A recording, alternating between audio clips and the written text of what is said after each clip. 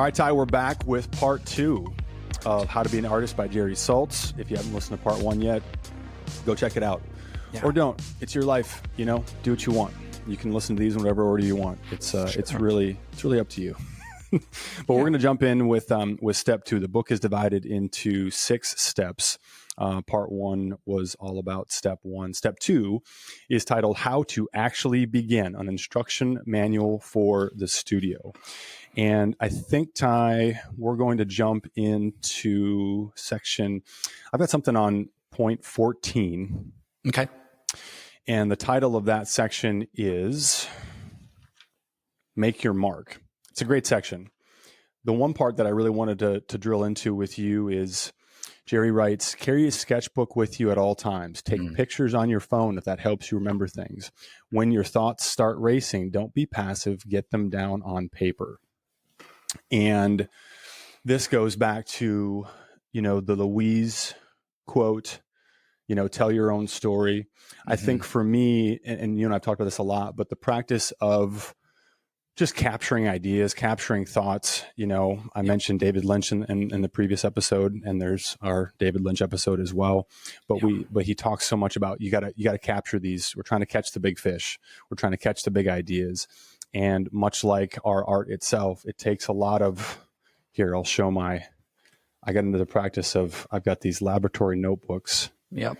And I'm just going to stack these up over time. And someday the book that will not be written about me will be taken from these journal notes. I've got a separate journal that's more, you know, whatever, just personal thoughts and whatever. The two tend to bleed into one another, but this is my studio journal, you know, and I think that there's so much value in capturing things. I don't know about you, but for me, I oftentimes don't really, I'm not completely connected to what I'm thinking or feeling until I see what I've just written down. There's something magical about, and it's the tactile experience of pen or pencil, you know, on paper, that you're like, oh, that's what's there. It's a lot like the creative practice overall. Writing, of course, is a creative act. Yeah. But it's that it flows out. And when I'm not censoring myself, when I'm not trying to like write something that's good or cool or whatever, when it's just flowing, I have a lot of those moments where it's like, oh, that's what's going on here. Yep. It also applies to the work. You know, this is the journal that I sit with when I'm listening to, you know, the work and trying to just sit with what might be next. This is where I audition, you know, different potential, you know, subsequent moves and write them all out. No bad ideas. And then sit with it some more, decide, you know, which ones to take action on and which ones to set aside for the moment. But just that whole idea of just making sure that we're capturing those things, remembering those things. Phones are great. You know, we've got I use, actually, I don't know if I've talked about this much. I use the voice memo app on my phone. Same. And that's something that's become kind of almost every night drive home. It's a way for me to decompress and be able to kind of reset for, you know, whatever's next in that night, to be present with the people that I may be spending time with, my family or whomever. And also just like putting the day of the studio to rest a little bit, but it's capturing. I mean, I've got probably hours at this point. Some of them I revisit, some of them I don't, but it's just capturing those things, right? It's getting into the practice of capturing those thoughts, those ideas, the imagination on paper or on audio, to be able to, if nothing else, just purge it. But also to potentially mine those things back after some time has passed for, you know, where the gold might be. Yeah, I have a journal with me 90% of the time. So whether it's a little pocket one that just fits in my back pocket, or it's my bigger journal that, you know, is in my backpack or my bag when I'm going places to read or whatever. But I also use my phone to do audio recordings, but I record more audible sound than I do me speaking. So I will, if I'm at a coffee shop writing and journaling, I'll just hit record just to record the audible sound that's going on around me. And so I love that, you know, in the audio notes on an iPhone, it gives you the date and the time and the place where you are, right? Where you're listening. So it kind of labels it all that way. What do you do with that then? What do you do with that later? I will write to it at times. So I'll put it on and I'll write poetry to it. And it's kind of a place and time. And I can remember the thoughts I was having in that moment. So it could easily be me working on a piece and I was writing poetry about, let's say, a memory of my father and I when I was younger, and I was writing a poem about that. I can play that audio, and it almost takes me right back to that memory that I was writing about in that moment in that time. So it's just another little mental light bulb. I love that. Another little electric trigger that can trigger things and moments for me. But I think that's what we're talking about, right? Is like gather all these things, collect these things, and then use them to make your mark. And I love on page 28, he says, as you work, pay attention to everything you're experiencing. Don't think good or bad, think useful, pleasurable, strange, or lucky. So I gather everything. And I honestly, when I go to galleries and museums, I have my notebook. And I'm not sketching, I'm writing about what I'm feeling. I'm writing about what, if the work stops me, I sit and I write about it. Because I know when I get back to the studio, all those things that I wrote are going to be in my head, stored in my subconscious. And those feelings, those emotions have the potential of coming out in my work. So skipping ahead a few to 16 on page 34, we've talked about this a lot in our steal and copy episode as well. Like imitation is a key to learning. And so I just want to reinforce that. I'm not going to go into it deeply, but we're all going to start as copycats. Like he says that right here, trying on other people's forms and styles for size. It's fine, but don't stop there. You want your work to progress past that at some point. Listen, we are all starting to create from things that we liked. You can be the artist in the MFA program that says, I'm not looking at any art and I'm only going to make my own original work. No, you're not. Sorry, your subconscious is too powerful and too strong for that to happen. Anything you have seen in your years previous is going to come through in your work. So even if you stop looking at any art or anything, you're still going to have all that, and imitation is going to come out. It's okay. The best artists imitate, the best artists steal, and then become themselves over time. You have to practice. You have to try. You have to try things that you like, that speak to you, that influence you. Over time, though, the more work you put in, it will become your gestures, your marks, your shading, your figures, your ideas, your identity will start to come out on that. So imitate and then separate. That last sentence, think of yourself as landing in a huge coliseum filled with ideas, avenues, ways, means, electromagnetic pulses, materials, and internal game theories. Make these things yours. This is your house now. Yep. It's and funny. What do you do in your house, Nathan? Well, when that's what just actually jumped. None of your business is what I do in my house, Ty. First of all, no, but I'm thinking about mostly sleep is the answer. This is your house now, but you think about you move into a house. It's decorated. I mean, assuming that whatever it's empty, but it's decorated a certain way. The walls are colored a certain way. There's things about it that it's livable, right? You can just live in the house that you move into and just say, this is mine now. But to really make a home yours, for the most part, you're going to at least make some changes to it. You're going to change some fixtures. You're going to, renovate an entire section, blah, blah, blah. You're probably at least going to paint the walls. You're certainly going to move your stuff in, which changes a space fundamentally right off the bat, right? But you're making it yours. And over time, it becomes more and more yours. And I don't know about you, but you move into a new place. And for a while, it feels like you're living in, like, I guess this is mine now, but it doesn't really feel like home until you've spent time there and until you've made it yours. And that's really, I think, what Jerry's talking about in terms of our practice is, we're absorbing, we're collecting, we're picking up all of these different things from all of these different places. But this is your house now, right? So it's our responsibility to make it ours, to make ourselves at home, and to find a unique place that is ours and ours alone. Yep. And that place, your studio, your place to work, that place where you're making things, section 17 is your sanctum.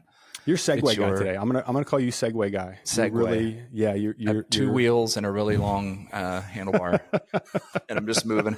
I'm moving us on. I'm leaning forward.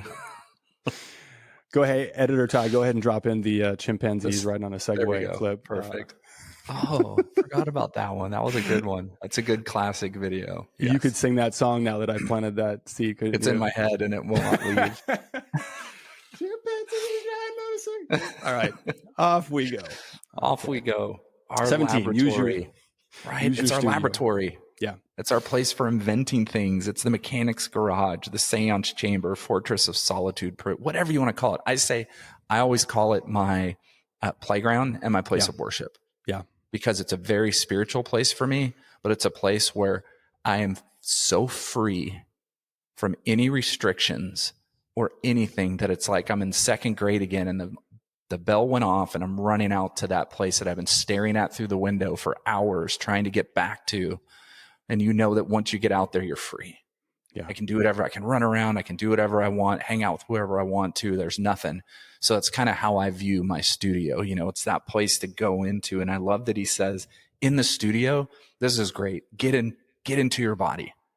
I love that. Like, really get into yourself in this moment. Breathe, pace, do whatever it takes to prepare yourself. Have a little ritual. Have a little something you do. You know, our buddy Kyle Steed does breath work, right? And kind of when he goes into the studio, he sets up, does some breath work. He meditates in the middle for a while. He gets into himself before he starts to work. Whatever that is.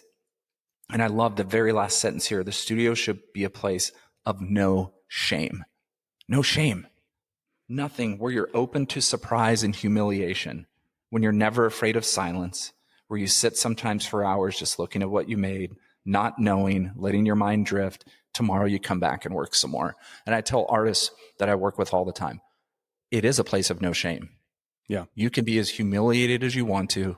You can make crappy, shitty stuff all day long, and it doesn't matter. There's no shame in it because nobody knows. Unless you're doing a live feed every day for 24 hours and you're your own reality show, nobody's going to see what you're doing. Not one person. So why would you not just go for the frickin' fences and try anything possible and fail and fail and fail and fail until you nail it, until you find it? It's funny. He talks about sitting for hours. And, sometimes if I post a process video, I'll get a comment or more of, oh, I just wish I could just, watch you work for a day. Yeah. And my response is often some version of, I assure you, it's far less interesting in real time. It's far less interesting than the 10 way seconds less interesting. you just saw. Like this is the most interesting, 7 seconds. If you want to watch me walking around staring for hours and doing this. Yeah. Is this a lot of this. Mostly it's me sitting in my studio chair with my creative director. Right, buddy? Yeah. With Leo, and just trying to figure shit out and figure out, what might be next, but without feeling, this is a challenge for me, without resisting the urge to jump up and just do. Acting for me is not, taking action for me is not the challenge. For me, it's sometimes waiting just another beat, another moment, another whatever, 10, 15 minutes, an hour before acting. It is the sitting. It is just the being in the space and sitting with the work that is really important to determine what that next right action might be. Yeah. The first sentence of this section, I want to read this because it's just so perfect. The studio is your sanctum, an inventor's laboratory, teenager's bedroom, mechanic's garage, seance chamber, fortress of solitude, prison cell, ecstasy machine, wormhole, and launchpad. I mean, I really like Jerry's writing style in general, because it's all of those things and more, right? But it's whatever you want or need it to be in that moment. And it's ours and ours alone. I was telling my wife on Monday, I had one planned studio visit with my friend that I mentioned before, and 2 impromptu ones. And her response, just knowing me, she's like, "Oh, how'd those go?" I think that was my response too, right? That's right. Because it's like, you're in it, and when I'm working outside, some people, new neighbors moving in, walk by, and her son was really interested. Can I bring my son in? He's really interested in art. And so it was lovely. It was delightful, but I enjoyed those. Let me just say that. But because that is my, like, I don't unlock my front door unless I know, someone's coming. I wear, when I'm outside, headphones, sometimes just to help with whatever noise I might be making, but also to send a very clear message like, yep, I'll take these off, but I'm keeping my hands on them. Because they're going back on. I'm not looking to hang out and have social time. But that's probably just my introverted nature, I suppose. But this is one I wanted to throw at you. I'm surprised that you didn't talk about this. Dress in your own abracadabra garments. Yep. My man Ty's got some abracadabra garments, and so you talk about this. I mean, I just dress like a working person. I mean, that was one of the things in our Leonardo Drew episode that I loved about seeing him work in the studio like that. Yeah, Leonardo's dressed for real work. Back brace, gloves, boots. But you've got a little bit more pizzazz in your abracadabra studio style. Well, Let me put that in form of a question. Sorry. Yeah. What about that? Talk about the ritual of that for you, right? You put your studio coat on, you got your shoes, you got your, talk about that. Yeah, that became early on for me when I went full time. I had, certain outfits I would wear to paint in, not for anything more than just getting paint, right? Yep. On old clothes. But then it just kind of became something of helping me embrace the fact that I'm wanting to do this. I am an artist. I'm not an entrepreneur. I'm not a PR director. I'm not an art director, right? My past live things. No, I'm an artist. I am going for this. And it was kind of my way of, transforming myself from Clark Kent into Superman, right? Or transforming myself into Wonder Woman. You know what I mean? It was like, it was spinning, it was walking into the studio and putting the face of absolute seriousness on. Yeah. Of I'm here to work, I'm here to do this. And so I kind of, my favorite thing in art history is seeing artists in their studio clothes. That's my favorite thing.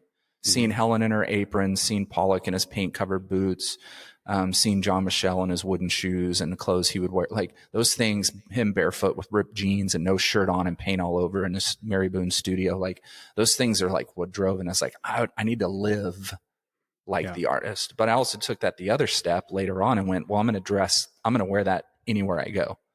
So you'll see me at the coffee shop and I'll have my studio clothes on. I'll have my, and it's a way for me also to be educator, because somebody will always ask me, hey, I like your pants. Are you an artist? Like, yeah. Oh, what do you do? Well, now it's time for me to educate somebody. Well, this is what an artist does. Oh, I'm just here studying today, but I'm usually in my studio. And so, but for me, that really was a mindset shift that I feel like took me from playing the game to getting in the game. Yeah. So I love that.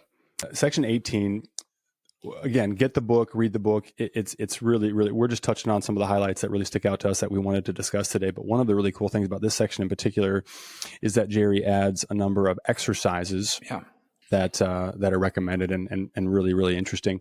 The one from this section really stuck out to me, and it's one, Ty, that you talk about a lot in your program. But the exercise is study the composition style of each of these artists or genres. Don't read. Just look and identify loosely as heaven or hell. That's a reference to something earlier in the section. But one of the things that you talk about in your program a lot is, just sitting with, and this is true, whether we're just observing art, however we can access it, on our devices, or when we get to look at it and experience it in person. But it's really considering, okay, what does this make me think? What does this make me feel? What do I like about this? And one of the things I learned from you was, when you look at or spend time with work that you don't like, why don't I like this? What don't I like about this? What don't I like about, how this makes me feel? There's a lot of value in identifying, both of the above. Yep. Yeah. And that was something that I think Jerry talks about a little later on in the book. I think if it was here, I'm not sure if it's a lecture, but he says, don't just look at work you like. Also go look at work you hate.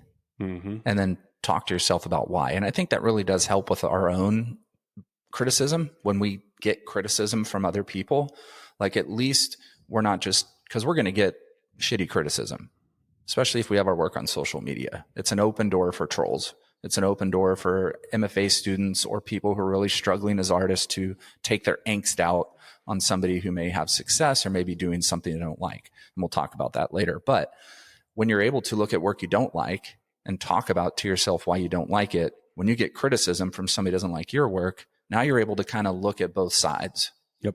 You're not just taking it in as hurt and pain and F you, how do you not like my piece? You're going, oh, what did they not like about it? What are they saying? Is there some truth to it? No, there isn't. Or yes, there is. And Jerry really taught me that. And I think that that's really helped me when I've received either no criticism, because it's easy when we have none to go, well, everybody hates it. That's why nobody's saying anything, whatever. Right. So, but it's helped me to kind of put things on a level playing field when it used to be more hurtful and more painful to take that negative criticism on. It's really helped make it more level for me. Ooh, I love this next section. Yes, 19. Embed thought in material. What does this mean? An artwork should express thought and emotion. I contend the two can't be separated. We could unpack that for days. Yeah. Your goal as an artist is to use physical materials to make these thoughts and emotions, however simple or complex, accessible to the viewer. Materials have the potential to take a previously empty space and suffuse it with new meanings that will continue to transform over time. Eric Fischl has said that he wanted to paint what couldn't be said. All artists are trying on some level to do the same. Wow. Yeah. That was my best time impression. Wow. Wow. I want to say something about that. I want you to say something about that, but Yep. I kind of just need to sit with it first. Yeah, that's. I know I love it. I know. I've got stars and arrows everywhere on this.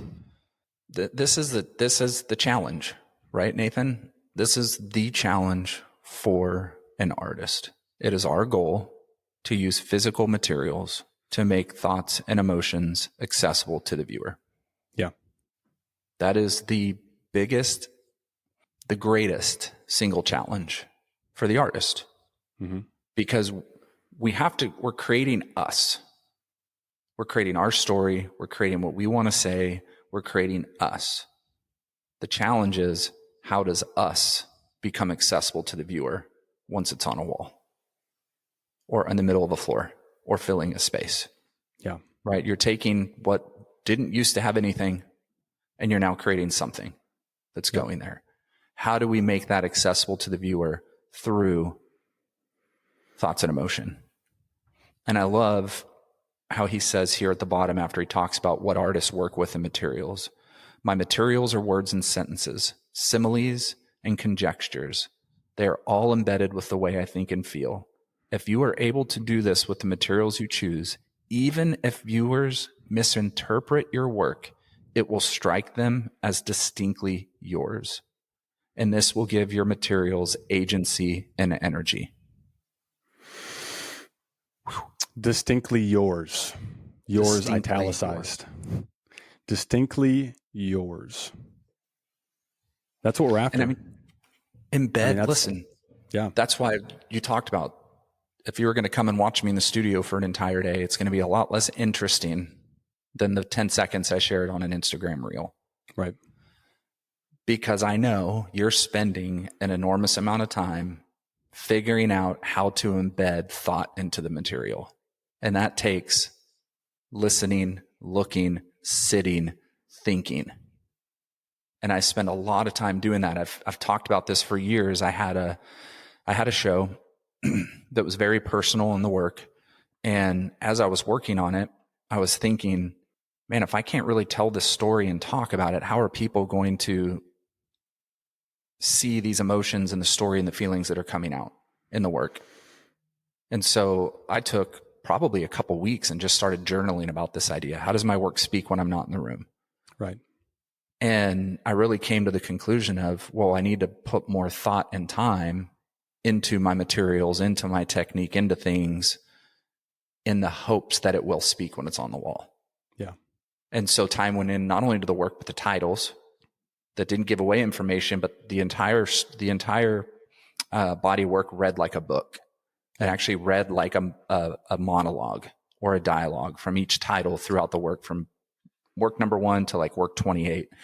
And I had a few pieces in an exhibition in Austin, and I came in, I think it was the second morning of the exhibition, and there were 2 women by the work, by a couple pieces, and they said, "Hey, we have a question for you." And I was like, "Yeah." And they said, "Hey, this feels like it reads like a story, like a really personal story." And we're both theater majors from UT, University of Texas at Austin.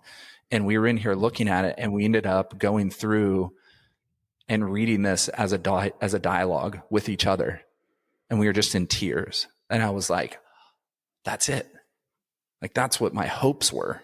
Mm-hmm. You know what I mean? And I think if I hadn't spent as much time really thinking through and just making without spending the time, it may not have been as accessible to the viewer when they saw it and were able to translate that. So that's something that I'm constantly thinking about and processing when I'm in the studio with my work. The material is just material until we do something with it. Yep. And as someone who is working with an ever expanding range of found and discarded, mostly industrial waste, it takes time to figure out what the material itself is saying on its own. And to then, and so it's a two-part process for me, probably more than that, but to simplify it, what is the material able to physically do? How can it be transformed? I was joking with somebody the other day. I was showing them some work that had the coroplast on it. And I said, this may or may not be true, but I'm fairly certain that there's no one else on the planet who knows as much as I do about how this material behaves when it's exposed to heat and cold and water and acid. And like it's for me and you, it's that process of really like boiling it down to its essence, seeing what the material has, what vocabulary does the material itself inherently have to be able to communicate. And then the second part of that process is, okay, great. Now I know how to manipulate it, how to transform it. Mm. What do I want to say with it? What do I want the material to say without me in the room? Right. Yeah. And that's really where I think the magic happens is, if the goal is to have viewers interpret, misinterpret, whatever the work itself, but to strike them as distinctly yours, this will give your materials agency and energy. I love that. Yeah. And he says on the next page, just over at the end of the paragraph, a work of art cannot depend on explanation. The meaning has got to be there in the work. As Frank Stella said, there are no good ideas for paintings. There are only good paintings. The painting becomes the idea. Yeah. I think that's something that Jack Whitten was constantly wrestling with. Yes. Constantly wrestling with. He wanted his work to exist, not be defined. Mm-hmm. You know what I mean? And so he's constantly trying to find the way that the work, when it's up, it exists and it lives. Yeah. Without a definition. You know what I mean? To have this life within it where he felt like other artists just were creating something. Yep. They were defined by the genre that they were creating in and just fitting into it. He did not want to be that. He wanted his paintings to exist on their own. He wanted the painting, like Frank Stella said, become the idea. Yes. Well, we talked about this in our Leonardo Drew episodes as well. He talks about that, right? How he uses letters and numbers. He just, I don't want to give you any additional information. Clifford Still, same thing. Just, this is what it is, and do with it what you will, but I'm not going to give you any clues. I'm not going to inform your experience with it. So, and thinking back to Louise Bourgeois, when she said, if this doesn't touch you, I have failed. Yep. It's got to touch you, not by interpretation or by explanation, or how did Stella say it? Depend on the work cannot depend on explanation, right? Yeah. We've talked about this a lot in previous episodes, but it's something obviously that we both feel strongly about. The painting becomes the idea. And he closes this section with the Jay-Z quote.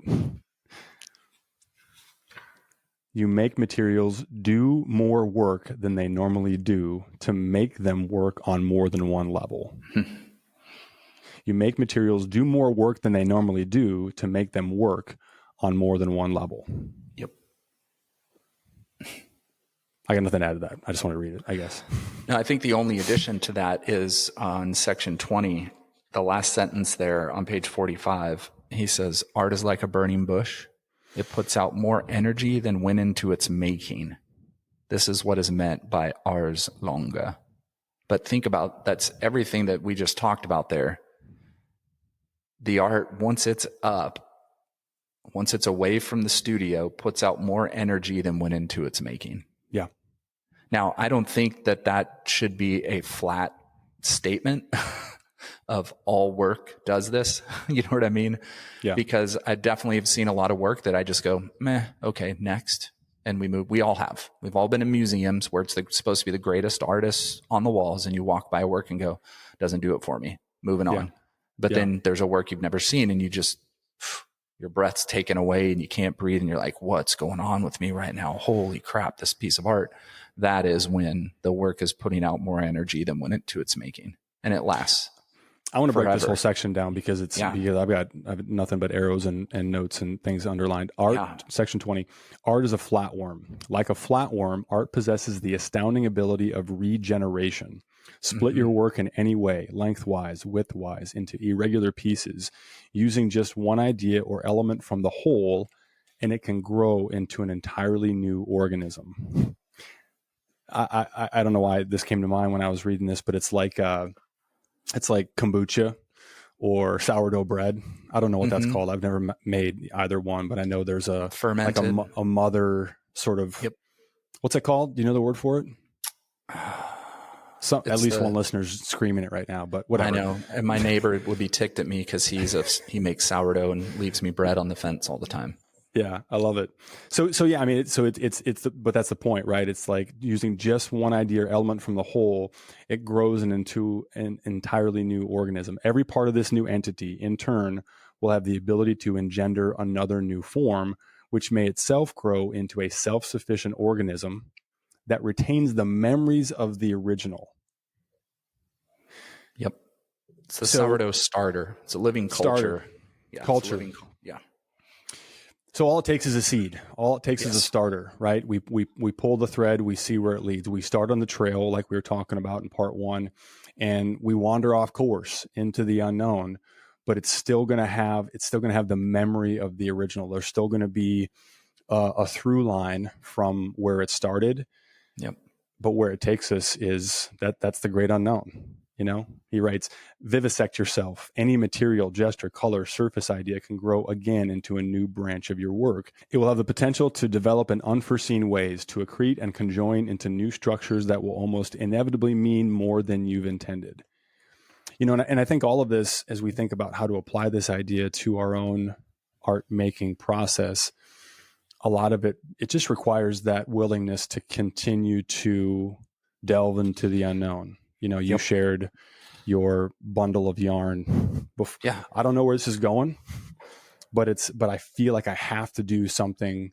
Thank you.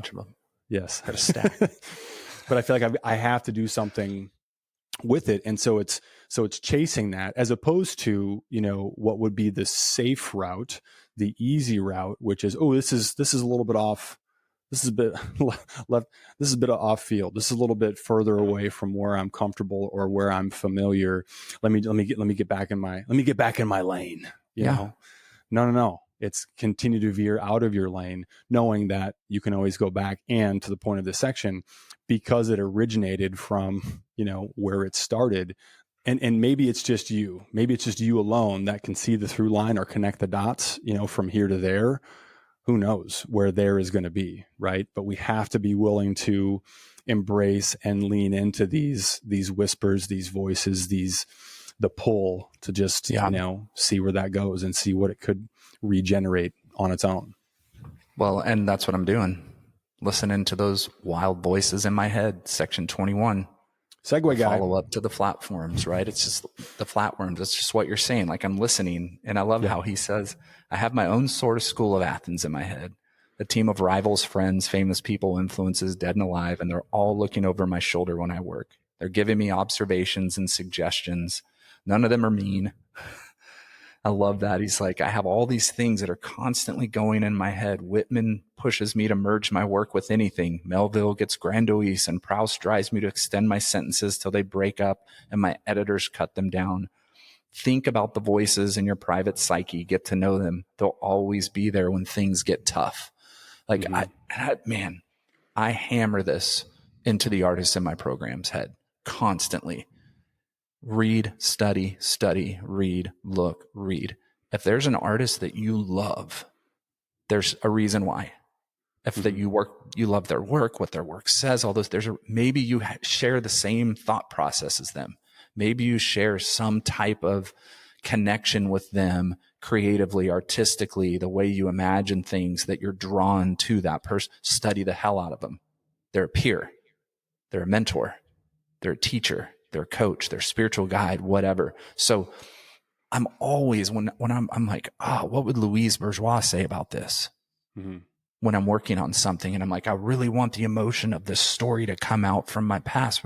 How would she deal with this? Well, I sew, she sews. I love fiber. She loves fiber. Is there a way for me to bring some of those elements in, right? I'm thinking about artists who work with negative space very well, like Joan Mitchell, Cy Twombly, Anthony Tapez. And I'm thinking about what they would say about composition when I'm working on work. Those voices are always in my head. And that helps me when I get stuck and I'm frustrated. I can't figure things out. I have these coaches, these mentors I can fall back on. A really important point to highlight here, and this line just jumps off the page. None of them are mean.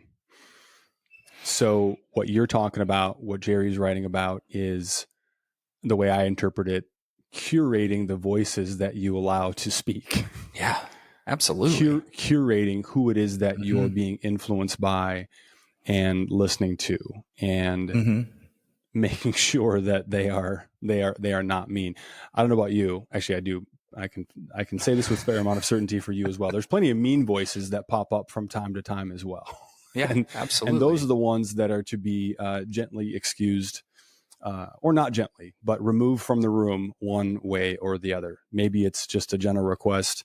Maybe we got to call the bouncer over and say, this person is not contributing to the vibe, but right. But it's being intentional about, who we're listening to, and really listening with intention of, is this a mean voice? Because if it's a mean voice, it probably doesn't belong. Yes. Yep. Speaking of voices, see, I'm trying You to are. be Good job. 22, find your voice, then exaggerate it. If someone says your work looks like someone else's and you should stop making it, I say don't stop, not yet. Do it again. Do it 100 or 1,000 times. Then ask an artist, friend, someone you trust. Highlight those words. An artist, friend, someone you trust, whether your work still looks too much like the other person's art. If your friend says yes, try another path. And then he uses the example of Philip Guston, which is perfect. And this is, again, another reason to get the book, because he shows two perfect examples of what Guston was doing in his, ABEX phase in the or whatever period in the 50s. And then what it became. This piece is from 1969 when he started to do the work that he's, now probably best known for. But it's a wild transformation. Yeah. Okay, so then Jerry goes on to write about Guston. His story is also an example of how artists can't always control or even predict the results their machine creates.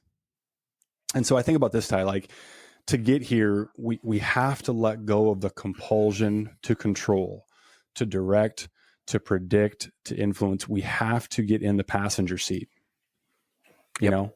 or the back seat, or the freaking trunk. You know what I mean? Like the motion, someone else is driving is kind of the point. The machine, in Jerry's example here, the machine of our practice, the machine of our art making process is what's going to take it wherever it's going to go. And for me, the less I feel like I am driving, the better off I am. I'm thinking about, and we're going to do we're preparing for a Philip Guston episode as well, but I'm thinking about from the doc.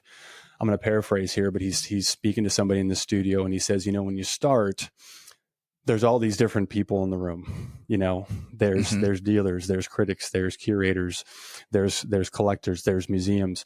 And he goes, and after a while, they all leave. And then hopefully you leave as well.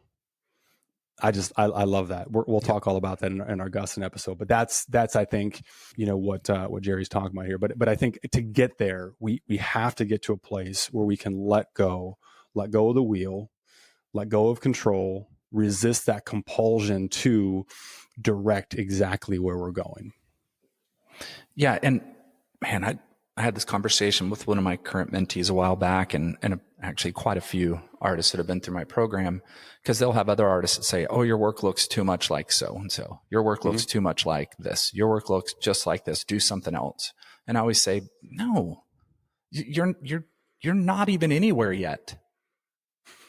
It's like, now, if you're starting to get into galleries and your work's starting to move and your work still looks just like Frankenthaler's, or looks just like a Cy Twombly piece, or looks just like a Mark Bradford piece, well, it's time to start changing a little bit. You know what I mean? It's time to start evolving. But in the beginning, when you're starting out and you're not even anywhere yet, you need to practice. Keep making more work that looks just like Joan Mitchell's work. Keep making more work that looks just like so-and-so's work. Just keep making it, because eventually you're going to find you in it. And I'm not saying take a painting and copy it. Sometimes, yes, do that in your studio, but don't put that work out the door. If you're really working on gestures and marks and you're trying to copy some Cy Twombly things and what he's doing, I've done this in the past. Every artist does. And if they say they don't, they're lying. They're just scared to admit that they were copying somebody to get to where they are. This is part of it. Every artist in history has done this. You're going to practice. That doesn't mean that piece that's an exact replica of a Cy Twombly goes out the door. Let's practice. You're going to find yourself in those things. That's how we learn. That's how you practice. When you go to art school, you're trying, you're practicing, you're doing things. The teacher's telling you how to do them. You're learning all these things. Not everybody has the ability to go to art school. So you need to practice in your studio. You need to teach yourself. What's the best way to teach yourself? Copy what others are doing. Was every great musician in the world done? They've learned certain songs first from other musicians and then created their own music out of their subconscious and the way things go. The best writers are influenced by other great writers. The best filmmakers are copying other filmmakers, and they're making better films than that filmmaker did, or worse, just depends. But so, and look no further than any of the above. Writers, musicians, artists. I mean, the early work is almost invariably a copy-ish, imitation-ish version of something else that was better known, that was their starting off point, When Jerry talked about Mary Shelley, how many Frankenstein films have been made? How many books have been written with the same idea? Doctor, person creates something new that becomes a monster, right? It's like, so many monster stories come from the same idea. It's just been redone, some terribly, some better, but it's taking a general idea and it's working off of it. That's okay, people. That's all right. Don't be discouraged. Find yourself in it, though. Don't stay in the one formula. Deviate into other formulas from that formula that you love. That's where you find you. Yes. 23, clear the studio. Agnes Martin. This is just when you're stuck, muddled, or you feel you can't move on, try clearing your studio or cleaning it, picking up, sweeping, moving things around, making new piles of old clutter. My wife is a world champion of this last technique, which helps her write perfect text. You can do this every day. It's a way of being physical, breathing into the work, creeping up on a task at hand. Maybe you'll find something in a pile that sparks a new idea, mushrooms into fresh growth, and you'll be making space for what Goethe requested on his deathbed: more light. More light. I mean, this is a 10 out of 10 tip. I mean, it's super, tactical and practical, right? But it's man, this never doesn't work for me. It never fails to do that. It's like, and just by virtue of like touching things and moving them around and having piles and piles of different material and things in different, like, this actually might work with, but it's that tactile experience of touching things, of just clearing space to be able to even move things around. When I'm stuck, this is first on the list of ways to get It's the anti-Francis Bacon. Yeah, correct. That's the two opposite forms of thought. You have the Agnes Martin, like she needed the clean space because she needed a meditative space to work in. And if there was ever any clutter or something out of order for her, it distracted from that focus and that solitude that she wanted her space to be. And then you have the Francis Bacons of the world that are like, no, I need the mess. I need the clutter. I need the shit storm everywhere around me. But I'm more on the side of anytime I'm really struggling, if I straighten up, it gets me back on path when I straighten up and clean some things. I had an artist friend in my studio once, and they said, this is weird how organized your space is, because everything's labeled. You know, I've got a wide variety of tools and materials, some of which are being actively used, and many of which are just, you know, there for whenever I might need them. But I said, listen, that is for me, that is the only thing that is the sort of antidote to a very disorganized mind. Yeah. Like I think, you know, so someone like Bacon, or somebody who's able to operate in that chaos of space, I cannot imagine that. Ultimately, it's of course whatever, you know, works for you. But I need to know that when something pops to mind, I know where the thing or things that I'm going to need to execute are, and I can get to them and pull them out and have them in my hands and be getting after it right away, as opposed to, well, I think it was over here in one of these piles. Let me waste the next hour trying to find it, dust it off. And by the time, you know, it's finally in hand, you know, the moment's gone. So clear the studio, kids. 24, no wasted days. So good. Your artist mind is always working, even when you think it's idling. In the studio, even doing nothing can be a form of working. This is also true when you're out walking, traveling, worrying, staying awake all night, whatever. All these things will be a part of your work. Even when you seem to be going nowhere, things are happening. You are your method. Your life is a part of your work. A bad day is a good day, the painter Stanley Whitney said. Yes. Because a bad day is when you're trying to take it to a different level. Yes. You know, this is a mantra that is to be memorized, Ty, and repeated as many times as needed for it to really, you know, sink in. I have to remind myself of this all the freaking time. I'm an achiever. I want to get things done. I want to have this. I'm chasing this feeling of accomplishment, you know, all the time, just going around trying to gobble up little gold stars, you know, throughout the day to try to make myself feel like I'm okay. But, you know, that mantra of there's no wasted days, you know, and I had this realization a while back. I'm curious if you've had anything similar happen to you, but I had this realization that especially the days that when it feels like nothing happens, when I'm closing up the studio and I'm walking away, I'm just like, well, shit, that was just an absolute, I might as well have not even done anything today. Almost invariably the next day, things just flow. So this is one of those like reinforcing beliefs that may or may not be true, but I try to lock that in when I'm like, nope, tomorrow's going to be great. You know, no wasted days. I've never had 2 bad days in a row, because it always is what sets up, you know, what's next. Maybe it's the next day, maybe it's not. But the point is, no day is wasted. No effort is wasted. No time when the machine is running, when we're taking action, when we're in our space, when we're doing the thing, is truly wasted. I think this is just a mental landscape for me that I have, I think, grown into to where I'm now at that point in my life with my desires and my dreams for where I want my art to go, to be able at the end of a bad day to take a deep breath and go, I'm so glad I went through that. Because I know, like Jerry says at the end, the artist says, like, because that's a day that's taken me further than a day where things were going right. Yeah. Because in history, struggle gets you somewhere. A lot where you end up stronger, more developed, with more wisdom and more knowledge through struggle than through ease.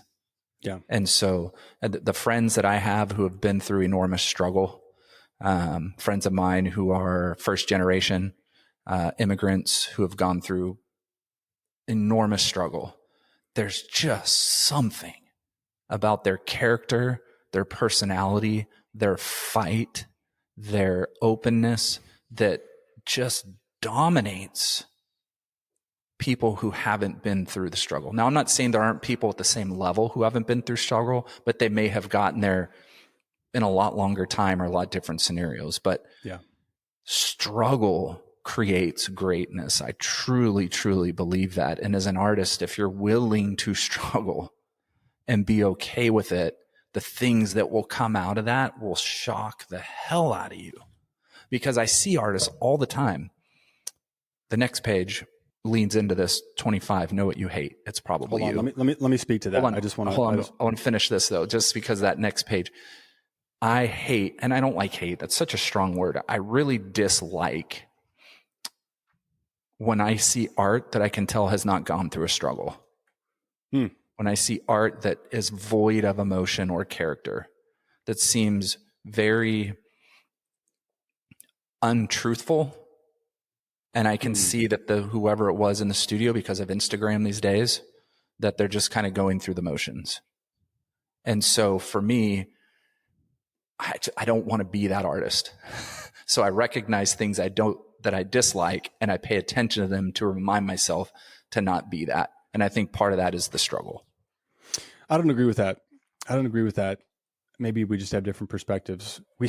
We really need to spend time when we don't agree. Which part because it doesn't happen very often. Well, the part where, I mean, what you're saying to me, and maybe I'm just misunderstanding you. I'm not that bright. It's entirely possible. But to me, what you're saying presumes that you know what struggle looks like for them and their practice, which I would argue is impossible. Well, do you know what I'm saying?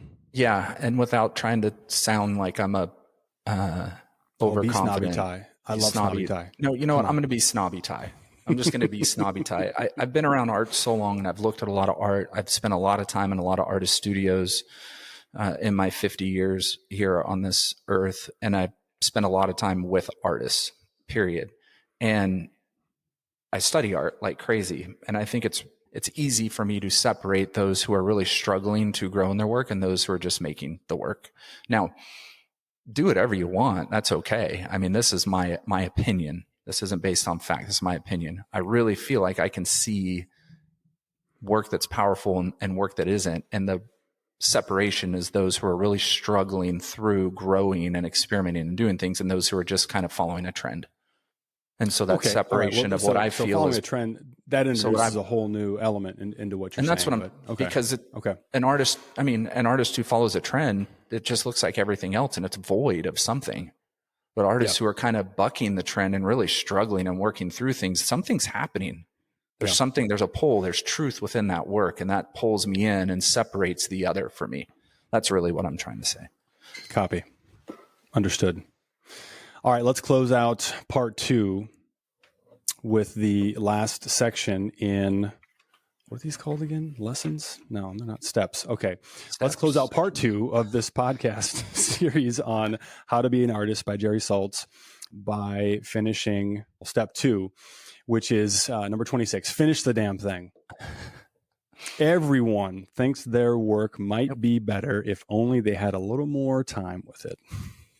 Yep. Isn't that true? Yes. Skipping down. Your work will never be perfect. Perfect doesn't exist. Nothing is ever really just right. There's always more you can do. Too bad. It's as good as it can be right now, and that's probably more than good enough. You'll make the next one better or different or more like yourself. Do not get hung up working on one super project forever. For now, make something, learn something, and move on, or you'll be buried waist deep in the big muddy of perfectionism. Yep. I mean, we kind of could have done this all the time. We could have just read this and been like, yep, and then called it, moved on to the next section. But it's so true. I mean, it's just so true, right? Like, I have not had every show has culminated in me finishing work with the flurry, pulling more all-nighters than I had since trying to cram for exams, in college, just frenzied, flourishes of, this just has to get done.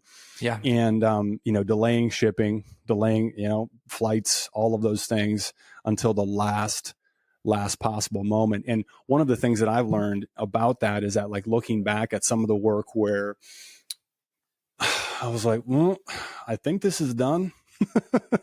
It has to be, right? When there actually are, you know, in our regular practice, there aren't a lot of firm, you know, deadlines. And what I'm referring to is like that last, you know, whatever 2 or 3 pieces of many others that have been done for quite some time. But it's still like, just because this is a reminder that I try to repeat to myself. Just because I can do more doesn't mean that I should. You know, just because you can doesn't mean that you should. I mean, it's kind of a good thing to keep in mind, broadly speaking, in life as well. Usually for me, I'm working towards a show, so I'm pulling those all-nighters and I'm doing a ton of stuff, and then I get to the last few pieces I'm working on, and then I hit a stride. Yeah.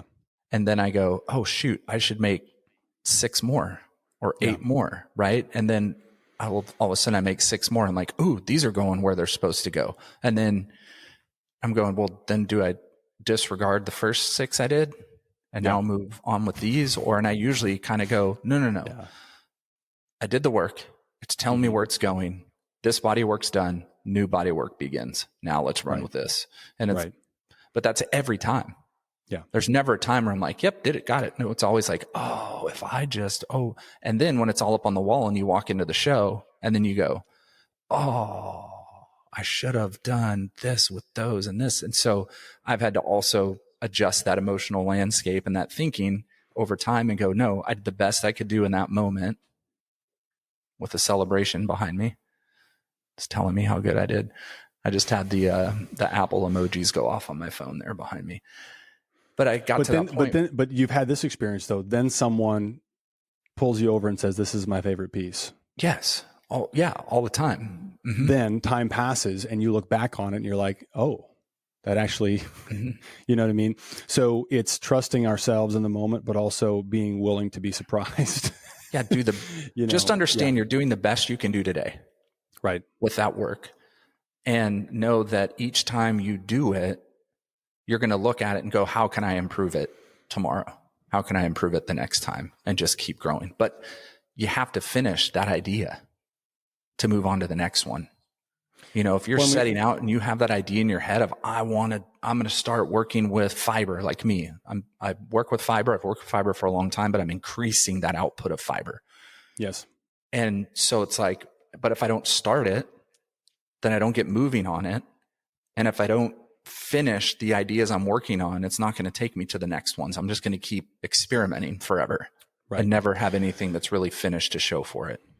It's back to that idea of thinking about the time that we have available, which of course is unknown to us, but whether we have, you know, you and I, if this is our last day in the studio or whether we get, 60 more years, whatever the case is, there's a finite amount of time and energy that we have to put into, more work. So it's like, okay, could I make this piece 3% better by investing 10 more hours? I mean, sure, but how much further, could I get? How much more could the work progress by taking that time? And that's what Jerry's saying, into subsequent work, right? That's the key. Absolutely. And then the next step in all of this is how to think like an artist. All right, so Ty, that's a good place to wrap up for today. We're going to land the plane on step 2. We will not share, dear listeners, the part that we just cut out. Yeah. But join us next time on our next episode of Just Make Art for part 3 on this phenomenal book that we both love, How to Be an Artist by Mr. Jerry Saltz. Yep. Anything else to add? Nope. Bye. Perfect. Bye.